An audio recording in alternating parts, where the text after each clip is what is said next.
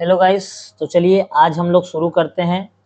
Calcutta university semester 3 जो नए syllabus के स्टूडेंट हैं उनका एक मॉडर्न इंडियन लैंग्वेज यानी कि हिंदी का एक सब्जेक्ट है जो 50 मार्क्स का होगा। उस सिलेबस में 4 कविताएं दी गई है। उन चारों में जो पहली कविता है वो है हिमाद्री तुंग सिंह से। यह कविता के जो कवि हैं वो जयशंकर प्रसाद हैं। इसे पूरी तरह से कविता कहना उचित नहीं है, यह एक गीत है। देखिए यहाँ पे मैंने लिख दिया, यह एक गीत है। तो इस कविता को तो हम लोग जानेंगे ही, लेकिन इससे पहले हम लोगों को एक चीज जान लेना जरूरी है कि जयशंकर प्रसाद के बारे में। जयशंकर प्रसाद कौन थे? तो जयशंकर प्रसाद को जानने के लिए आइए हम लोग देखते हैं। जयशंकर प्रसाद हिंदी लिटरेचर कहने का तात्पर्य है कि हिंदी साहित्य का इतिहास। आप लोगों ने 12th क्लास में पढ़ा होगा हिंदी साहित्य का इतिहास। हिंदी साहित्य के इतिहास को 5 युगों में बांटा गया है। एक है भारतेंदु युग, दूसरा है द्विवेदी युग, तीसरा है छायावाद युग, चौथा है प्रगतिवाद युग और पांचवा है प्रयोगवाद युग। इसका टाइमलाइन हम लोग जानते हैं। 1850 से 1950 तक का जो समय सीमा रहा है उसे हम लोग भारतेंदु युग के नाम से जानते हैं। 1900 से 1920 तक का जो टाइमलाइन पीरियड है उसे हम लोग द्विवेदी युग जानते हैं। 1920 से लेकर 1936 यानी कि 36 तक का जो टाइम पीरियड है उसे छायावाद युग के नाम से जानते हैं। और इसी युग के प्रसिद्ध कवि जयशंकर प्रसाद, यहाँ पे आप देख सकते हैं जयशंकर प्रसाद जी। तो मैं जयशंकर प्रसाद के बारे में थोड़ा इंट्रोडक्शन देता हूँ, उसके बाद हम लोग एक कविता यानी कि गीत पढ़ेंगे और ये भी बताएंगे कि यह जो गीत है ये इनके किस प्रसिद्ध रचना से लिया गया है। तो ध्यान से सुनिए। छायावादी युग के सर्वश्रेष्ठ कवि जयशंकर प्रसाद जो है, इनका जन्म वाराणसी उत्तर प्रदेश का वाराणसी जिला में हुआ था। और इनकी जो फैमिली में जो मुख्य पेशा था इनका फैमिली का, वो तंबाकू का बिजनेस था। इनके फैमिली में, जिसको हम लोग हिंदी में या संस्कृत में सुरती कहते हैं, तंबाकू का बिजनेस। ये दिन भर तंबाकू की दुकान चलाते थे और दिन के बाद जब शाम या रात का समय होता था तो कविताएं ये लिखते थे। अगर जयशंकर प्रसाद जी के बारे में अगर हमने कहें तो जयशंकर प्रसाद हिंदी साहित्य में एक नाम नहीं, बहुत बड़े ब्रांड है। इनके बिना छायावाद अधूरा है। छायावाद क्या है? सबसे पहले छायावादी कवि, ये छायावादी कवि है। 4 कवि हैं छायावादी: जयशंकर प्रसाद, सुमित्रा नंदन पंत, महादेवी वर्मा और सूर्यकांत त्रिपाठी निराला। इसके अलावा और भी हैं लेकिन ये प्रमुख है। छायावादी कवियों का एक कुछ खासियत यानी कुछ विशेषता रहा है। छायावादी कवियों ने अपने निजी जीवन के ऊपर कविताएं बहुत सारी लिखी है। उन्होंने देश प्रेम के ऊपर भी बहुत सारी कविताएं लिखी है। रहस्यवाद से भरा हुआ है छायावादी। नारी सौंदर्य और नारी की सुंदरता से मोहित होकर के छायावादी कवियों ने नारी की सुंदरता के बारे में भी अपनी कलम से, लेखनी से उनके ऊपर कई सारी कविताएं और निबंध लिखे हैं। ठीक उसी प्रकार जयशंकर प्रसाद ने भी अपनी अमूल्य और बहुमूल्य रचनाओं के लिए हिंदी साहित्य में एक हिंदी साहित्य का सितारा बनकर उभरे हैं। जयशंकर प्रसाद जब उपन्यास लिखते हैं तो एक महान उपन्यासकार के तौर पर उभरते हैं। जब वो नाटक लिखते हैं तो एक नाटककार के तौर पर उभरते हैं। जब वो कविता लिखते हैं तो एक महाकवि के रूप में वो उनकी छवि दिखाई पड़ती है उनकी लेखनी में। कहने का तात्पर्य यह है कि जयशंकर प्रसाद एक बहुमुखी प्रतिभाशाली व्यक्ति थे। उन्होंने नाटक लिखा तो शानदार लिखा, कविताएं लिखी तो कविताओं में, नाटक में आप जानते हैं चंद्रगुप्त जैसा नाटक, चंद्रगुप्त मौर्य, जन्मेजय का नाग यज्ञ, ये सभी नाटक जो है ये जयशंकर प्रसाद द्वारा लिखे थे। और ये जो कविता है, ये जो गीत है हिमाद्री तुंग सिंह से, यह भी यह गीत चंद्रगुप्त नाटक से लिया गया है। इनके द्वारा लिखित चंद्रगुप्त नाटक से लिया गया है। चंद्रगुप्त नाटक के अंक 4 यानी कि अंक 4, उसके जो चौथे अध्याय है, चौथा भाग है, वहां से ये लिया गया है। ध्यान रहे, चौथे भाग से लिया गया। एग्जाम में आ सकता है कहां से लिया गया?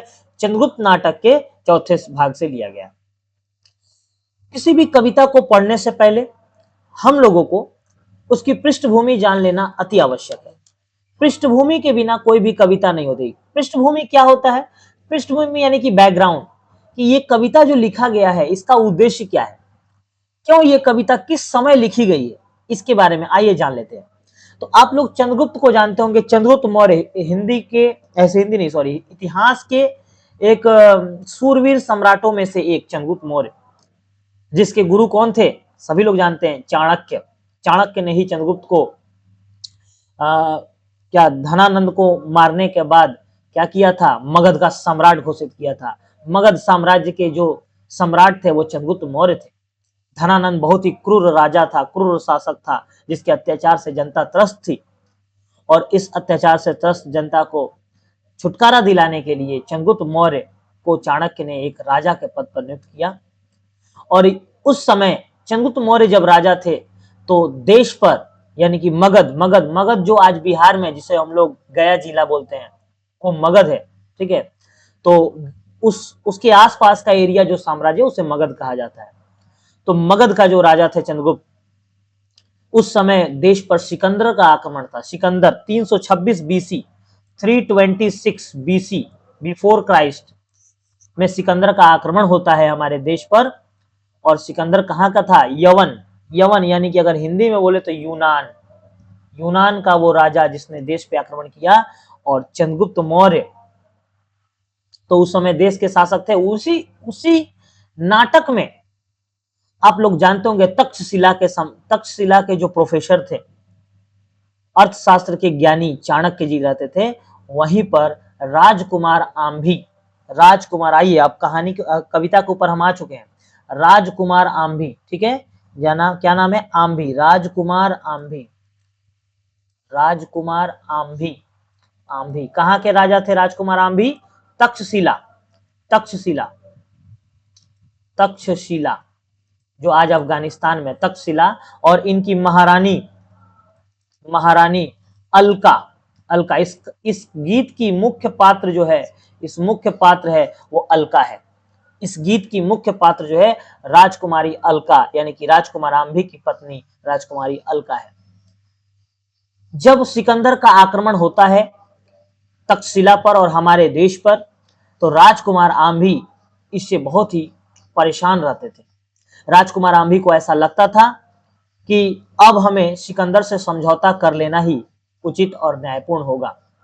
लेकिन राजकुमारी अलका, जिसे मातृभूमि से प्रेम था, जिसे अपने देश से प्रेम था, उसने अपने राज्य के सैनिकों को आवाहन किया। ये एक आवाहन गीत है, आपको बता दें, ये एक आवाहन गीत है। अपने देश के सैनिकों को आवाहन किया, उनको प्रोत्साहित किया। जिस गीत के माध्यम से उन्होंने प्रोत्साहित किया, उसी गीत का इस वर्णन जयशंकर प्रसाद ने अपनी लेखनी के माध्यम से किया है। जबकि आज के समय में भी यह गीत हमारे देश के भारतीय सेना, इंडियन आर्मी, एयरफोर्स, इसके ऊपर लागू होती है। आइए, आप कहानी का बैकग्राउंड समझ गए कि जब राजकुमार आम्भी के साम्राज्य तक्षशिला पर जब यवनों का आक्रमण होता है, तो राजकुमार आम्भी परेशान होकर उनसे समझौता करने को तैयार होते हैं, परंतु राजकुमारी अलका, जिन्हें अपने मातृभूमि से प्रेम है, जिन्हें अपने देश से प्रेम है, वो अपने देश के सैनिकों से आवाहन करती हैं। आइए देखते हैं क्या आवाहन करती हैं वो, और हम लोग कविता को आगे बढ़ाते हैं। देखिए क्या कहती हैं इस कविता को। ये कविता है, गीत है। इसे हम अगर कविता के तौर पर पढ़ें तो नॉर्मल तरीका से, गीत के तौर पर पढ़े। आइए मैं गीत के तौर पर पढ़ के एक बार पहले सुनाता हूं, समझाऊंगा बाद में। हिमाद्री तुंग सिंह से प्रबुद्ध शुद्ध भारती, स्वयं प्रभा समुज्वला स्वतंत्रता पुकारती। अमर्त्य वीर पुत्र हो दृढ़ प्रतिज्ञ सोच लो, प्रशस्त पुण्य पंथ है बढ़े चलो बढ़े चलो। असंख्य कीर्ति रश्मियां विकर्ण दिव्य दाहसी, सपूत मातृभूमि के रुको न सूर साहसी। हराती सैन्य सिंधु में सुवाडवाग्नि से जलो, प्रवीर हो जय बनो बढ़े चलो बढ़े चलो। ये गीत में इसी लहजे में ये गाया जाता है। लेकिन आइए, मुझे तो समझाना है, इसलिए मैं धीरे धीरे पढ़ूंगा और आपको समझाऊंगा। ध्यान से देखिए। हिमाद्री तुंग सिंह से, हिमाद्री का अर्थ है हिमालय, हिमालय, हिमालय। आपको याद होगा तक्षशिला जो है हिमालय के उस पार अफगानिस्तान में। हिमाद्री तुंग, तुंग कहने का मतलब है तुंग अगर हम बोले तो संकीर्ण, संकीर्ण, इंग्लिश में अगर आपको बताएं तो कंजस्टेड इसको बोलते हैं, कंजस्टेड। सिंह, सिंह अर्थात पर्वत की चोटी, पर्वत की चोटी, पर्वत की चोटी। तो यहां पर राजकुमारी अलका अपने सैनिकों से कहती हैं कि हिमाद्री तुंग सिंह से, कि सैनिकों हिमालय के संकीर्ण चोटियों के ऊपर खड़े होकर के, हिमालय जो भारत का प्रहरी है, भारत सदियों से न जाने कितने हजारों वर्षों से भारत की रक्षा करता आ रहा है। हिमालय भारत के उत्तरी और पश्चिमी सीमा पर और उत्तरी पूर्वी सीमा पर भी भारत की रक्षा करता आ रहा है। वो हिमालय प्रहरी है हमारे देश का। तो हिमालय तुंग सिंह से प्रबुद्ध शुद्ध भारती, प्रबुद्ध अर्थात ज्ञान की देवी, ज्ञान की देवी, ज्ञान की देवी। और भारती, भारती का तात्पर्य यहाँ भारत माता होता है, भारत माता, या फिर कुछ लोग इसे सरस्वती माता भी संबोधित करते हैं, दोनों ही सही है। तो राजकुमारी अलका अपने सैनिकों से कहती हैं कि हिमालय के ऊंचे चोटियों से खड़े होकर के ये मां भारती तुम सबको पुकार रही है, तुम सबको क्या कर रही है, पुकार, हिमाद्री तुंग सिंह से प्रबुद्ध शुद्ध भारती, हिमालय की चोटियों पर खड़े होकर के प्रबुद्ध, प्रबुद्ध अर्थात ज्ञान की देवी, ज्ञान की देवी हमारी भारत माता, या आप मां सरस्वती समझे, वो पुकार रही है। स्वयं प्रभा समुज्ज्वला, स्वयं प्रभा जो स्वयं की प्रभा से स्वयं के प्रकाश से प्रकाशित है, वो खुद स्वयं के प्रकाश से प्रकाशित है। देवी सरस्वती स्वयं के प्रकाश से प्रकाशित है। समुज्ज्वला जिनका उज्जवल चारों दिशाओं में फैला हुआ है, उनका जो प्रकाश है चारों दिशाओं में फैला, स्वतंत्रता पुकारती। अगर आप मां भारती के सेंस में लेंगे तो मां भारती क्या पुकार रही है, तो केवल उन्हें स्वतंत्रता चाहिए। देश, जब देश परतंत्रता की बेड़ियों में जकड़ा हुआ है, ये देश कहने का तात्पर्य है राजकुमार आम्भी जब सिकंदर यानी कि यवनों से लड़ रहे हैं तो स्वतंत्रता की बेड़ियों में जकड़ा हुआ है। अब बहुत हुआ, राजकुमारी अलका आवाहन करती है सैनिकों का कि स्वतंत्रता, अब स्वतंत्रता चाहिए। तो हिमाद्री तुंग सिंह से प्रबुद्ध शुद्ध भारती, स्वयं प्रभा समुज्ज्वला स्वतंत्रता पुकारती, यानी कि हिमालय की ऊंची चोटियों से ज्ञान की देवी मां भारती जो स्वयं के प्रकाश से प्रकाशित है, जिनका उज्जवल चारों दिशाओं में फैला हुआ है, वो क्या पुकार रही हैं, केवल उन्हें स्वतंत्रता चाहिए, स्वतंत्रता। किससे, दुश्मनों से, यवनों से। अब आगे देखिए क्या कहते हैं, अमर्त्य वीर पुत्र हो दृढ़ प्रतिज्ञ सोच लो। अमर्त्य, अमर्त्य यानी कि जो अमर है, जो अमर है, जो कभी नहीं मरता है। अमर्त्य वीर पुत्र हो यानी कि वीर, बहादुर। वो कहते हैं राजकुमारी अलका अपने सैनिकों से कि अरे तुम तो अमर्त्य वीर पुत्र हो, तुम तो जो लोग तुम्हारे पूर्वज अमर हैं, भारत देश के जो पूर्वज हैं वो अमर हैं। हमारे पूर्वज कौन है, देवता हैं, देवता ही तो हमारे पूर्वज हैं। और या फिर आप इस सेंस में देखें तो चंद्रशेखर आजाद, भगत सिंह, सुखदेव, राजगुरु, ये सब हमारे वीर और अमर क्या है, पूर्वज हैं। अमर्त्य वीर पुत्र हो, वो अपने सैनिकों से कहती हैं, वो अपने सैनिकों से कहते हैं तुम तो देवताओं के संतान हो, जो अमर है, अजर है, जिनकी महिमा का गुणगान चारों दिशाओं में फैला हुआ है। तो अपने सैनिकों का प्रोत्साहित करती हैं कि अमर्त्य वीर पुत्र हो, दृढ़ प्रतिज्ञा सोच लो। दृढ़, दृढ़ यानी कि संकल्प ले लो, संकल्प ले लो, प्रतिज्ञा करो, सोचो, प्रतिज्ञा सोच लो कि अरे, अपने सैनिकों से कहती है कि तुम तो देवताओं के संतान हो, जिनकी कीर्ति चारों दिशाओं में, जिनका यश फैला हुआ है, तुम उनकी संतान होकर के पीछे हटने की क्यों सोच रहे हो, क्यों दुश्मनों से समझौता करने को सोच रहे हो। दृढ़ प्रतिज्ञा सोच लो, प्रशस्त पुण्य पंथ है, बढ़े चलो, बढ़े चलो। तुम्हारा मार्ग प्रशस्त है, तुम्हारा मार्ग प्रशस्त है, तुम्हारा रास्ता खुला हुआ है, इस रास्ते पे क्या करो, बढ़े चलो, बढ़े चलो। यानी कि हमारे देश के पूर्वजों ने हमारे देश के लिए बलिदान दिए हैं, बलिदान दिए हैं। सुभद्रा कुमारी चौहान ने कहा है अपनी कविता में, बढ़ जाता है मान वीर का रण में बलि होने से। यानी कि एक वीर का मान कब बढ़ता है, जब वो रण में क्या हो जाता है, ठीक है। तो यही चीज, प्रशस्त पुण्य पंथ है, बढ़े चलो, बढ़े चलो, यानी कि तुम्हारा रास्ता खुला हुआ है और तुम इस रास्ते पे बढ़े चलो और अपने देश को परतंत्रता की बेड़ियों से मुक्त करो, इसे आजाद करो। किससे, यौनों की मतलब आक्रमण से। अब आइए इस कविता का दूसरा जो पंक्ति है उसे हम लोग देखते हैं। उम्मीद करते हैं आपको पहला पंक्ति बहुत अच्छी तरह से समझ में आया होगा। असंख्य कीर्ति रश्मियां विकर्ण दिव्य दाहसी। असंख्य कीर्ति, असंख्य, जिसका कोई गिनती नहीं है। अरे तुम्हारे पूर्वजों का कीर्ति, कीर्ति यानी कि यश, नाम, कीर्ति रश्मियां विकर्ण दिव्य दासी, यानी कि तुम्हारे पूर्वजों का जो कीर्ति है, कीर्ति यानी कि यश, वो पूरे संसार में फैला हुआ है। असंख्य कीर्ति रश्मियां, विकर्ण यानी कि प्रकाश, प्रकाश, दिव्य दासी, जो शहीद हो जाते हैं, जो अमर हो जाते हैं, उनका जो चिता जलती है, वो चिता दिव्य दाह है। उसे कवि ने दिव्य दाह के रूप में, देखिए एक दाह जिसमें से धुआं निकलता है, जिससे लोगों को परेशानी होती है, लेकिन यहाँ पे जयशंकर प्रसाद जी ने इसे दिव्य दाह कहा है। इससे परेशानी नहीं होती है, इससे तुम्हारा यश बढ़ता है। उनको देख करके अपने अंदर क्या करो, लड़ने की, अपने मातृभूमि के लिए मर मिटने की क्षमता ले आओ। असंख्य कीर्ति रश्मियां विकर्ण दिव्य दासी, इसलिए मैथिली शरणगुप्त इसमें कहते हैं, मैथिली शरणगुप्त का एक लाइन याद आता है, कामना मृत्यु की हो तो करते देश पर कुर्बानी, कामना मृत्यु की हो तो करते देश पर कुर्बानी, अरे मानो तेरी स्वर्ण अक्षरों में लिखी जाएगी कहानी। मैथिली शरणगुप्त देश के राष्ट्र कवि हैं, इस बात को आप ना भूलिए, देश के राष्ट्र कवि हैं। अब देखिए आगे, सपूत मातृभूमि के रुको न शूर साहसी। आइए फिर से एक बार बता दें, असंख्य कीर्ति, तुम्हारे पूर्वजों की कीर्ति चारों दिशाओं में फैली हुई है। जो अमर हो जाते हैं, उनका जो दाह है, उनके जो चिता से जो लपटें निकलती, वो दिव्य है, वो विकर्ण चारों तरफ फैला हुआ है। सपूत मातृभूमि के, तुम इसी मातृभूमि के सपूत हो। तुम क्यों निडर भाग रहे हो, क्यों समझौता करने को तैयार हो रहे हो, तुम इसी मातृभूमि के सपूत हो। सपूत मातृभूमि के रुको न सूर साहसी, तुम क्यों रुक रहे हो, अपने पांव क्यों पीछे हटा रहे हो, तुम सूरवीर हो, तुम वीर हो, यानी कि साहसी। रुको न सूर साहसी, तुम रुको मत। अराती सैन्य सिंधु में सुवाडवाग्नि से जलो।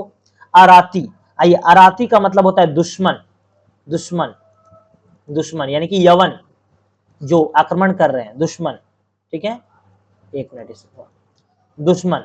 अब देखिए, हाँ